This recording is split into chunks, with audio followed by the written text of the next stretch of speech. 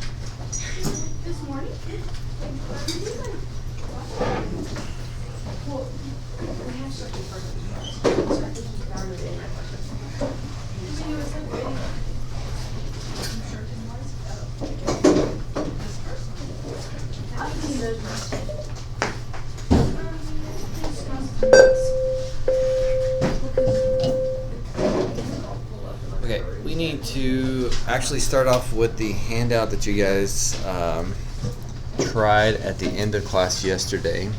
So that was actually the first page of 63, and then one of the pages y'all picked up this morning is the second page that goes with 63. But the one that looks like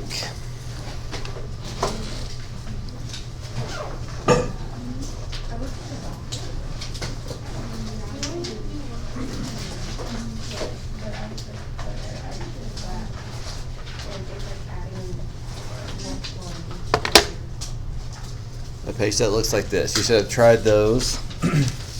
So let me give you a second to find that, and then I'm going to share my answers, and if we need to discuss some of that, then we can. But I can warn you that the next page is 90%, 95% the exact same skills, so if there's something that you miss on the first page, you really do need to ask and get it cleared up.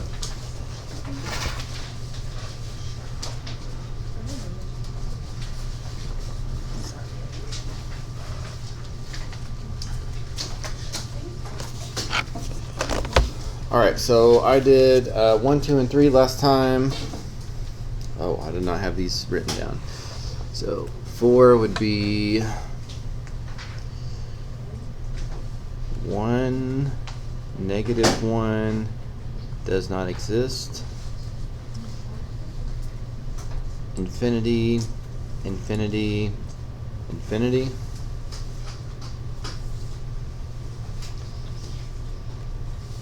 And then here's the others. Of course, if you miss something, look back at it for a moment. It could have just been a careless mistake, but if you're not sure, then that's the ones you need to let me know, and we can work them all out if we need to, but just for your time, we can just focus on the ones that you need the most help on. I do need to add something about 7, 8, and 9 in just a minute, though. Can you explain number 17? 17, the limit as x approaches 3 on f of x.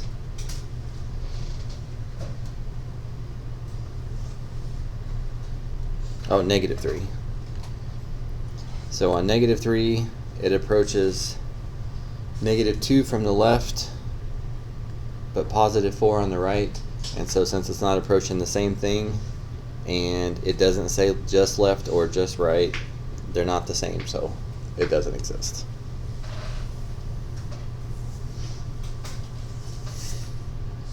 Okay, others.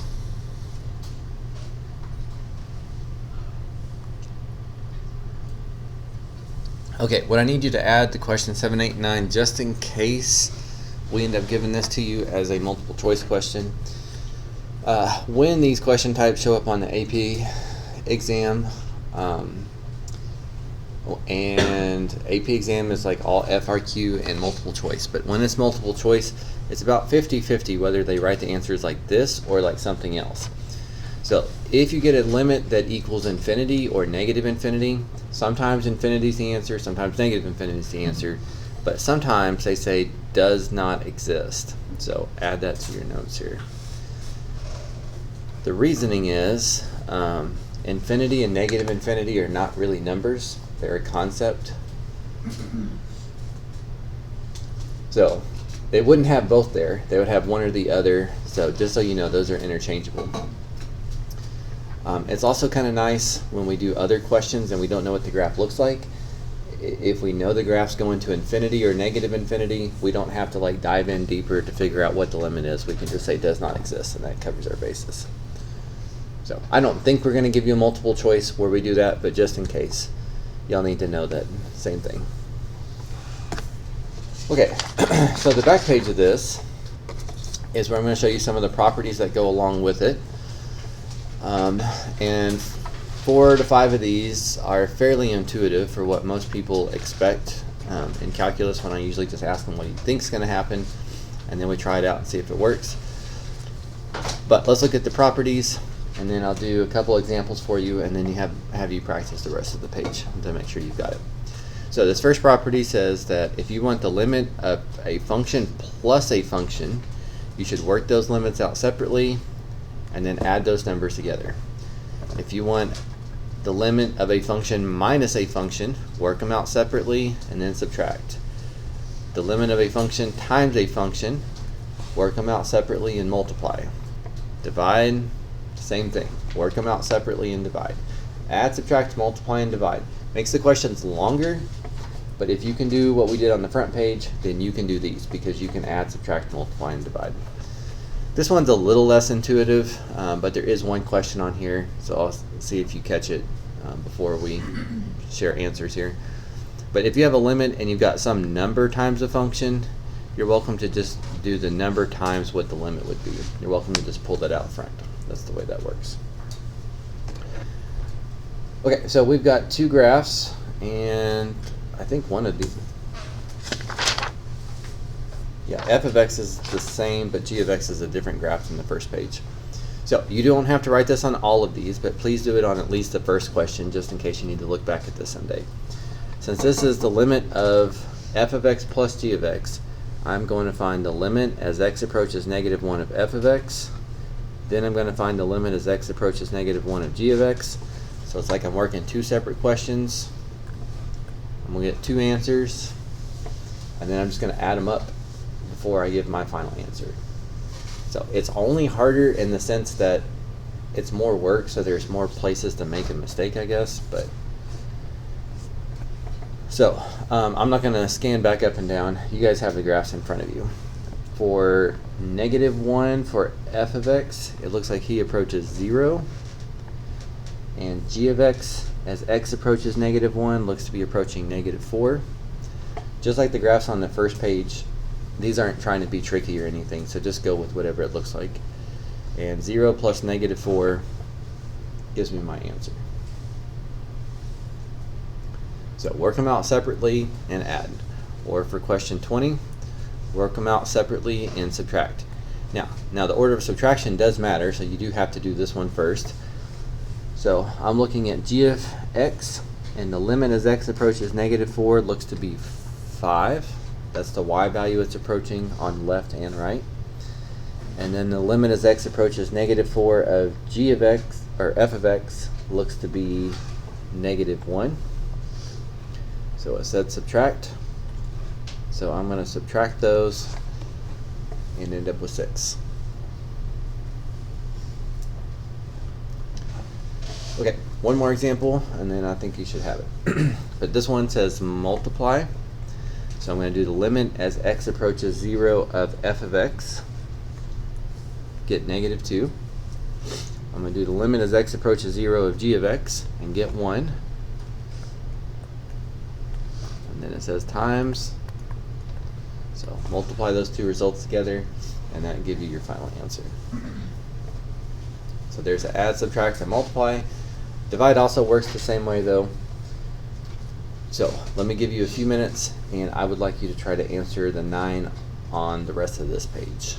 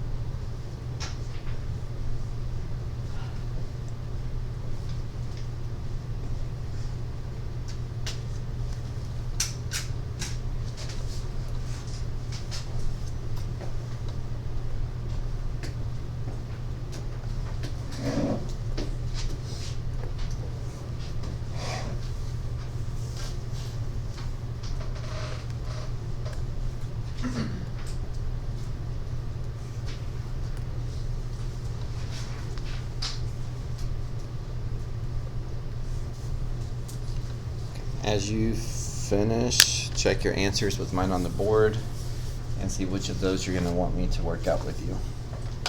Other than just a couple review questions before we get to our next major assessment, we don't really spend more time on these question types. So important that you get it cleared up and maybe make yourself some notes on here so you have something good to look back at.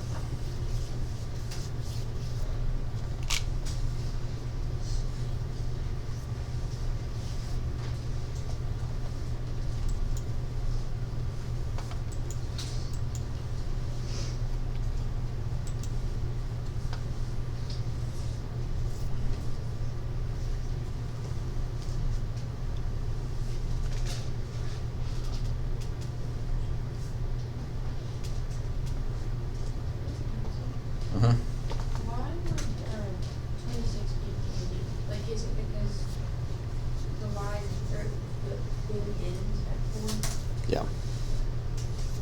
The limit from the left is 1, but the limit from the right doesn't exist. So And since it's yeah, it's got to be the same from both. Yeah, and I'm going to talk, I'm sorry, I should have said this, but I'm going to talk about these two just very quickly. Does anybody need longer to try those 9? Again, usually if you miss those, it's just because you're going too fast. That's why I'm trying not to rush you here. But okay, so for 30, I tried to highlight the part. This was the other property that I mentioned at the top of the page. If you've got a number times a function, you can just multiply that number by what the limit is.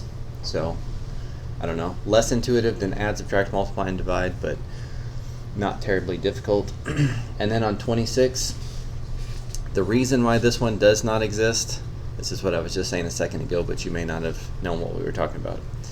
The limit as x approaches 4 of g of x, you should have been looking right here and see that the limit from the left is 1, but when you ask yourself what's the limit from the right, well, it doesn't come from the right. It doesn't exist to the right. And if the limit from the left is not the same as the limit from the right, then that limit can't exist. And if you try to add 1 to a number that does not exist, then you can assume that that just does not exist. There are some very weird calculus questions that you may see at some point, not in here, but sometimes like 0 times does not exist, we can actually work out and figure out what happens, but that's, you can worry about that in calculus class. Okay, any of the others you'd like me to discuss? You disagree with the answers or you're not sure where they came from? On 28, how do you get the g of x to be -2? So the limit as x approaches, was it -1 of g of x? What did you call it? I said -4.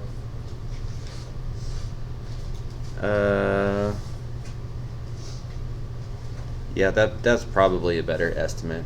Okay. I just didn't line up on the graph very well. I was looking about like right here. But yeah, this is probably about -4. This one? Yeah. Yeah. Doesn't change our overall answer, but again, I made those graphs. It's hard to find complex graphs like this that have a lot of like jumps and shifts and all that kind of stuff in there. But they kind of need a background grid or something to help line them up. So I'll try to add that at some point. Okay, so those properties are ones that students, comes to the next test, it would be a good idea to spend 30 seconds to make sure that you know that these work the way they work. But this handout that you guys picked up also goes with 63. And this is one more property, and it's not a hard property, but it's not an intuitive one. It's not one that many people guess will work this way. So we are going to practice this, and then we are going to move on to what happens if we don't have a graph with our other two handouts. All right, so this last property is when you want to find the limit of a composite function. Composite function is when you've got a function plugged into another function. And then this is what the property says to do. You actually just do the limit of the inside function. That's going to give you a number. And then you're going to plug that number into the outer function. So you only do the limit once. And then when you do like f of a number or g of a number or h of a number, that's no longer calculus. That's just finding a point. That would be like, what's the y value on f for that x value, or what's the y value on g for that x value, or what's the y value on h for that x value. Okay, so 31 through 33 all go together, the next three go together, and these last three examples go together. The ones I have you do are not split up into all those parts here. But if I wanted to work a question like number 33, the limit of a composite function, I need to take the limit as x approaches 1 of the inside function, g of x. So I actually just broke that down and made that question 31. So looking at g, as x approaches 1 from the left and right, looks like it's 0 on both sides. And then that property says that this guy needs to be plugged into the outer function. So all of that stuff was just 0. And then f of 0 means go to the function f and figure out what the y value is when x is 0. This is just like using a point. On f, when x is 0, y is -1. And when you do both of those things, that's how you get the limit of your composite answer. So they're not hard steps, but it is a process. So again, if I wanted to answer something like number 36, I would need to do the limit of the inside function, which I have made question 34 for us. This is what we have done on the last 2 pages. The limit as x approaches 3 from the left and right, I think should be 2. We plug that number into the outer function, and then we answer this part. F of 2 means on function f, what is the y value when x is 2? And when you do both of those things, that's how you would answer a composite. So these two should be the same answer. Now, it's not always that g is the inner function and f is the outer function. 39 shows you that it's just as easy to switch up those two. So you would still do the limit of the inside function,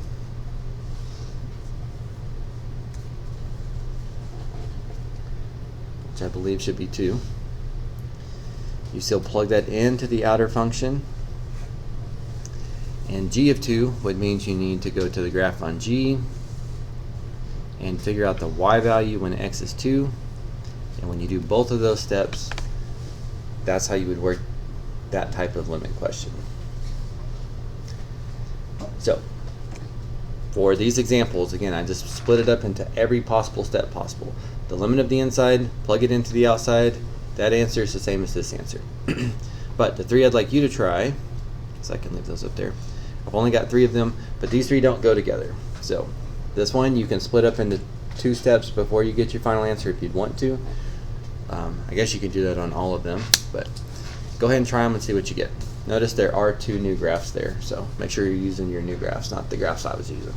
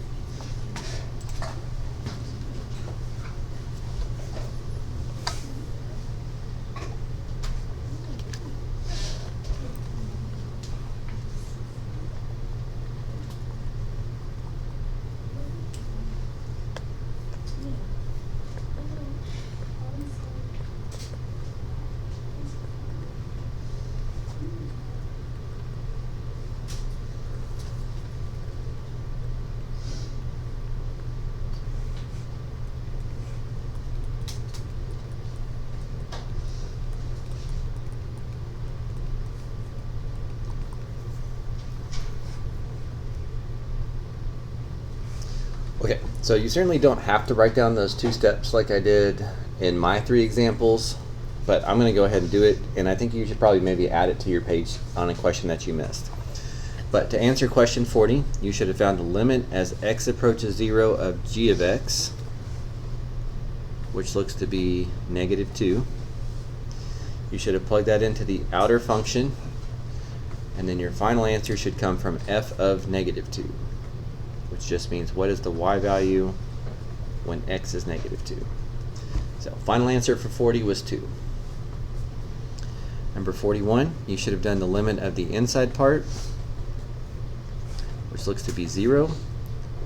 Plug that into the outer part, and then your final answer should have come from g of 0,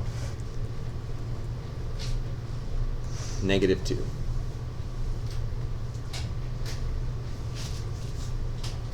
Are we okay with those? Anybody need me to repeat or slow down? And then so the last one,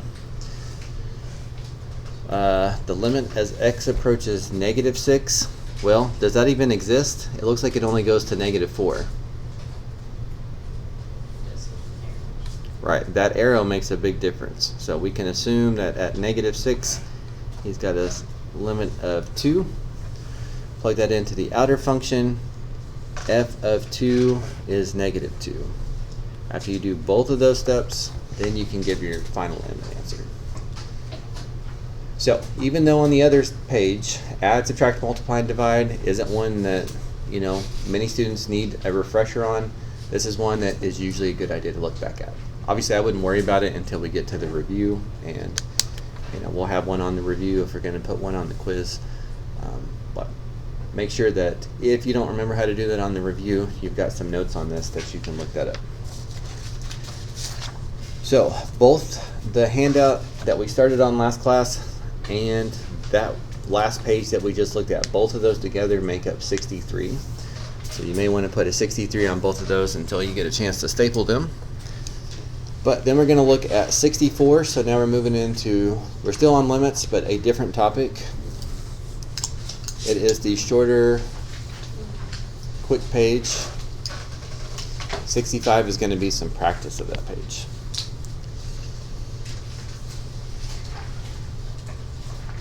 So here's 64.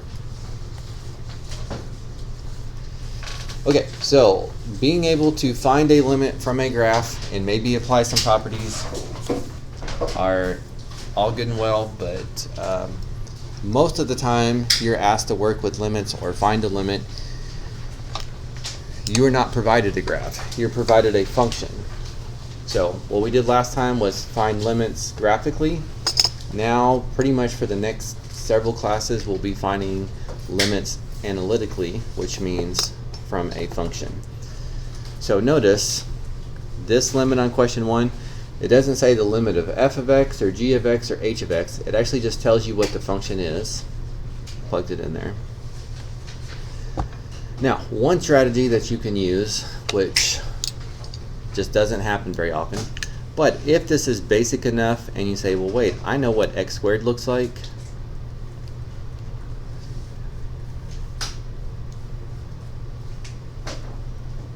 I can force myself to sketch it, and then you could do what we did on the other handout. You could ask yourself what y value is it approaching from the left and the right, and since they're the same, you get an answer. The problem is that's kind of time consuming, and we don't always know what this function looks like. You may not know what 4 over x looks like, although you should have some idea. You probably don't know what x squared minus 16 over x minus 4 looks like, at least not without some more work. So we like to have a different process to be able to come up with the same information. So what we start off with is a process called, and sometimes this is all we have to do, direct substitution. So direct substitution is where you take this value, plug it in, and if that gives you a real number, you can assume that that is your answer. So even if we didn't know what x squared looks like, we would just plug in 3, get a value of 9. 9 is a real number, so we can assume that is our limit. If we try direct substitution on number 2, we get 4 over 0. And what happens when you try to divide by 0?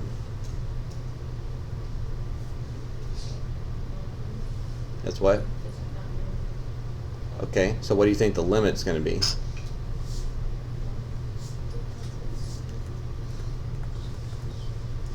In the end, let's say does not exist.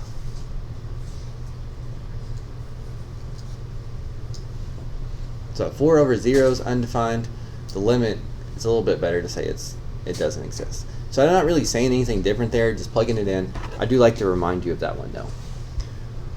Okay, and then we just kind of keep on going, and it's like, all right, well, direct substitution always works. Nothing seems like this is too bad. But of course, if we're about to spend a few different days on it, then there's going to be some catch. And so here's what the catch is.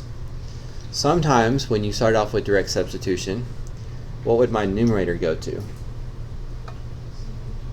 What's my denominator go to? And that's a problem.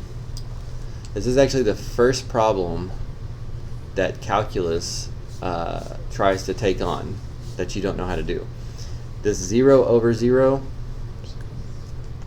there's actually a name for this. It is called indeterminate form. And the reason why it's a problem is it breaks some of this math that you have learned before. Specifically, 3 things. You've probably had teachers say that if you take 0 divided by a number, you get 0.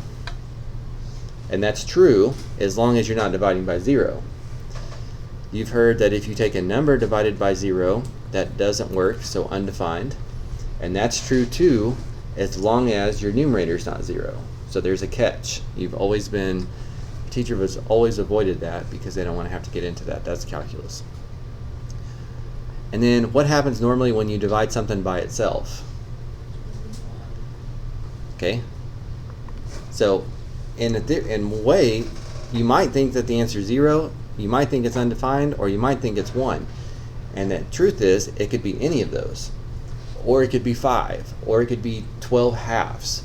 This could go to anything, and we have to do more work. So, step 1 is direct substitution, and we hope that we're just finished. Step 2 is if we get 0 over 0 like this, if we get indeterminate form, we have to lean on our algebra skills to make this look different but not change its size. Now, there's a lot of different ways you can make that look different. In a calculus class, we pretty much have to talk about all of those ways in one day. But in here, we will be able to split it out over multiple days. So, specifically, the method we are going to look at just today is factoring. If you try to factor the numerator and denominator, you end up with this.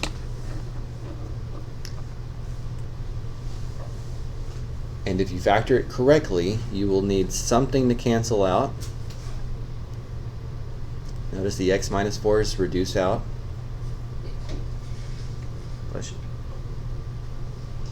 And I started with direct substitution. It didn't work. I got 0 over 0. But now that I've rewritten it and canceled something out, now that something's canceled, direct substitution should work. So plug 4 into what's left over. And if you were left with a real number, then that will be your answer. Again, if I knew what that graph looks like, I could just do like what we did on the other handout, and that's fine. But I don't know what this graph looks like. It's not provided for me, and I can't assume I'm going to have a calculator. So we've got to make it look different with factoring so that even though direct substitution didn't work at first, it did work after we reduced some stuff out. So let me say that again on 2 more, and then I'll do the first one of the next worksheet with you so I can talk about how to check those answers, and then you will have all of the rest of class to do those. Okay, so if I was working this question number 1, again, I start with direct substitution because I don't want to do more work than I have to, and if I just assume it's 0 over 0, I may trick myself into getting an incorrect answer. But it looks like if I plug in 5 to the numerator, it is 0, and 5 into the denominator, it's also 0. So this is where we have to algebraically get creative. and make it look different. Again, today you can only focus on factoring, but over time we're going to add conjugates and trig identities and complex fractions and lots of other algebra ways to make it look different. You can try to do direct substitution here, but you're still going to get 0 over 0 until you get something to cancel. As soon as something cancels, then direct substitution should work.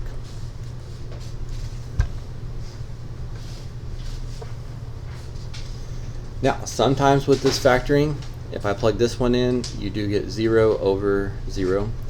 Sometimes with factoring, it's GCF. Sometimes it's the difference of two squares, like we saw up here. Sometimes it's factoring in trinomial.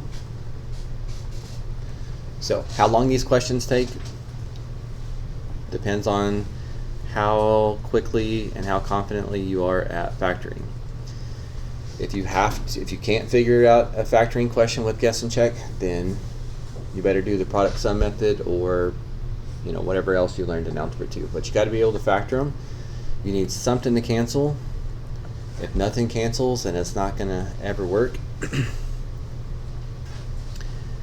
And then finish with direct substitution. I'll go ahead and reduce there. But if you're left with a real number from direct substitution, you can assume that that's your answer.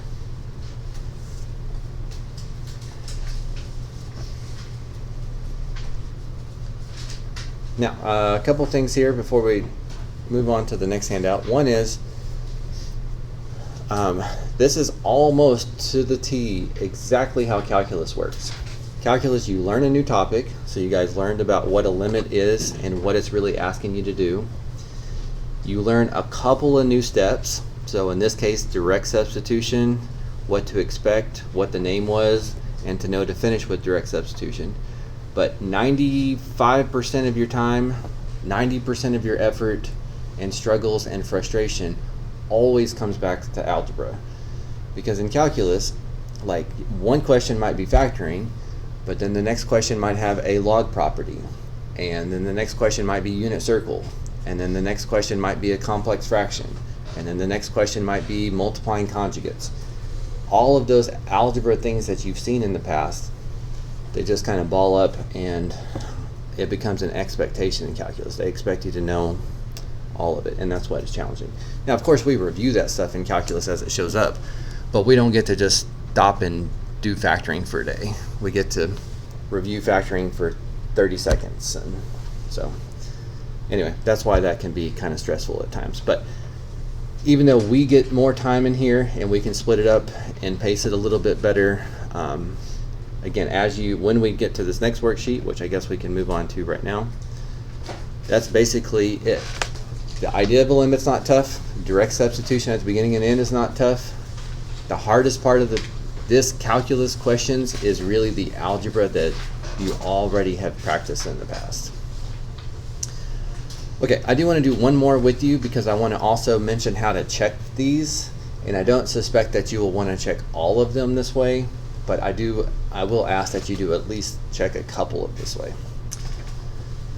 So we got really 1, 2, 3 steps on each of these questions. Some of these are just one step, okay? Not all of them are 0 over 0, but step 1, you should always try to plug it in and hope that you don't get 0 over 0, because if you don't get 0 over 0, that's going to be your answer. If you do get 0 over 0, which will be the majority of them, you need to factor. Sometimes difference of two squares. In this case it's GCF. In this case it's a trinomial.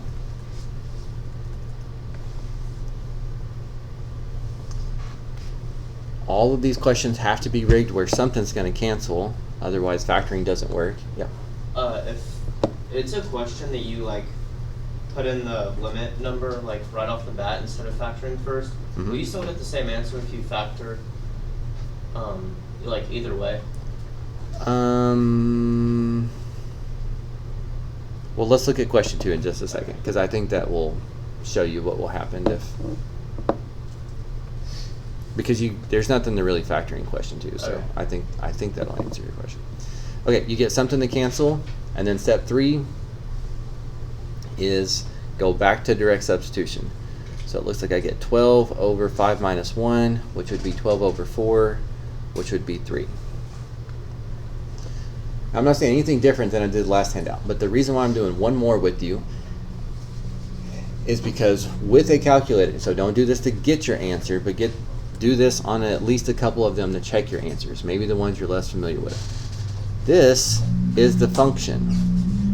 So if I knew what this looked like, I could just do it graphically like we did on the other handout. So sometimes it's a good idea to go to your calculator and say, hey, what does this graph look like? And we were trying to find the limit as x approaches 5.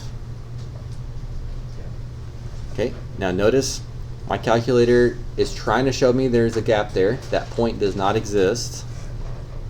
But limits don't care about that. The point doesn't have to exist for a limit to care. What I care about is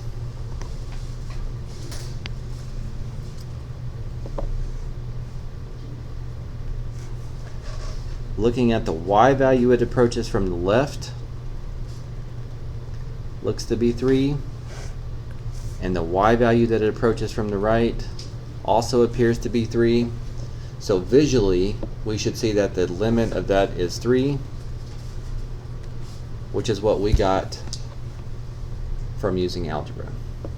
Again, that's a lot of, I'm not asking you to graph every one of these, but do it a couple times because it makes that connection to what we did on the first handout to this handout.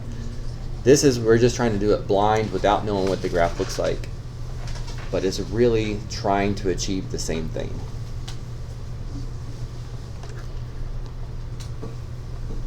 Okay, so I think with question 2, since there's not anything to factor here, so as I said, you've got 1 to 3 steps, either just direct substitution or direct substitution, factor cancel out, and then direct substitution. But on this one, if I plug in, I get 4 over 0. 4 over 0 is not indeterminate form, so you don't need to factor. Well, first off, it doesn't factor, but even if it could factor, you don't need to, because what is a number divided by 0 always going to be? Okay, which makes the limit be does not exist. You only have to go through all the factoring mess to deal with 0 over 0. Anything else, you do not. So if you just automatically factor every single time, then you will cause some confusion on those questions because you're probably not going to be sure what's going to happen. Okay, so let me give you some time to try these. Notice, I do want you to try them in order, so that way if you need me to work question 4, all of you will have tried question 4. But notice that they go down on the far left, not left to right, so I don't remember why that happened. But try question 3 before you try question 4. Try question 4 before you try question 5. And I will check back in with you guys in about 5 to 10 minutes. Hopefully clear up a thing or two.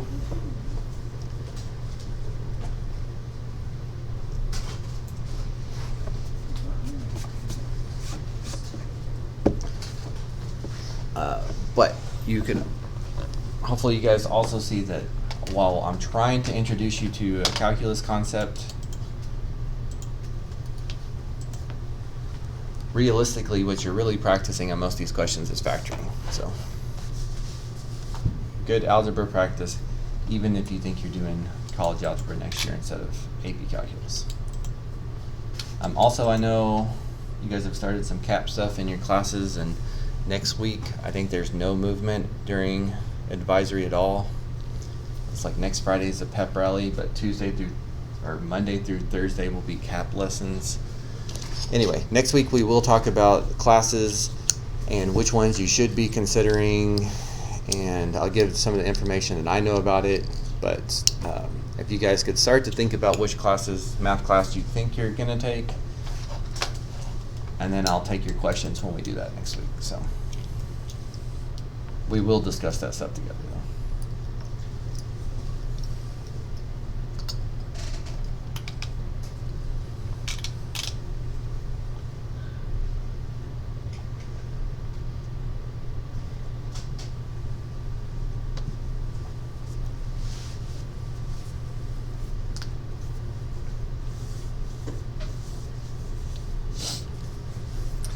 also, I don't know, maybe you don't care, but of all of the indeterminate forms that we're going to be looking at the next week to 2 weeks, factoring is by far the most common. So even though as teachers we have no idea the exact questions that are going to be on the AP exam, I would say 99% chance my students this year will have a question just like this on their AP exam. So, and they can all factor. That's not the challenge, it's just remembering what to do, and of course doing it without making a mistake.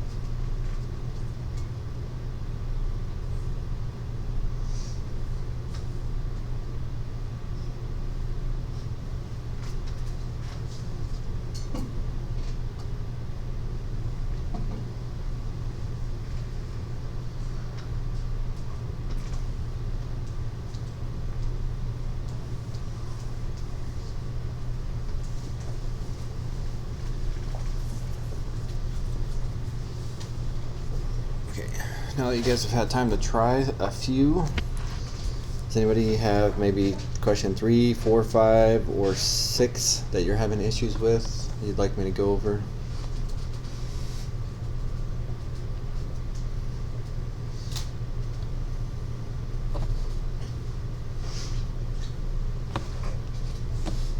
Okay, I will check back in then, but you guys still have about 30 minutes, so, and that's the last thing, so try to go ahead and stay focused and get it finished. And again, please don't feel like you need to check all of these by graphing, but do at least graph a couple in your calculator to make sure that you see your answer makes sense, just as a quick little connection confirmation.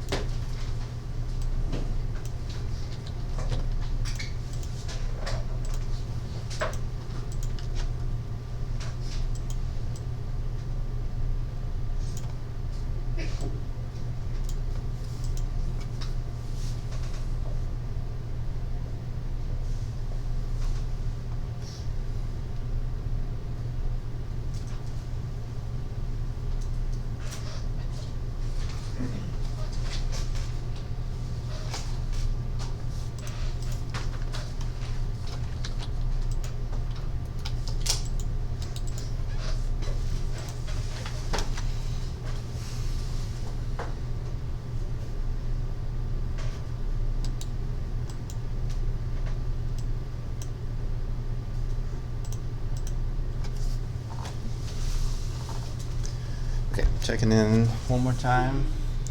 Any of the questions giving you more problems than the others? Can you do number 11? Number 11. Okay, so 11, I would start off with direct substitution and get 6 times negative 1 squared plus 5 times negative 1 minus 1, and all of that comes out to be a real number, so that's all you got to do. You only have to deal with the factoring indeterminate form if you get 0 over 0. You get something else, then what you get is your answer, and you can quit faster. Yep. On number 7, when I'm plugging this back there, it's giving me a different one, but I don't know what it is. You said number 7? Okay, when you're typing that in your calculator, are you putting parentheses around your numerator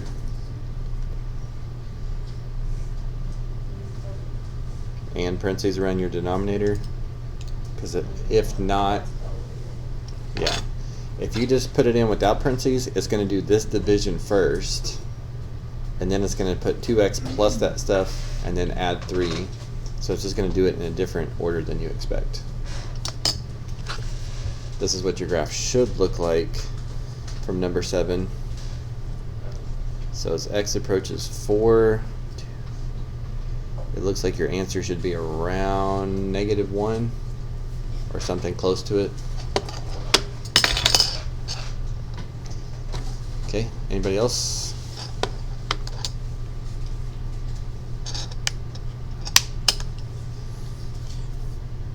I'm going to turn the screen off here, but of course you guys are welcome to ask more questions if you find them. You get about 17 more minutes, so if you do not finish these, then please finish those up for homework. I will see you guys again next Tuesday, which I guess is fairly normal, but don't forget we do have no school on Monday, so guys have been playing catch up to my 8A classes, but now you're caught up, and Tuesday you will be the class that is in the lead.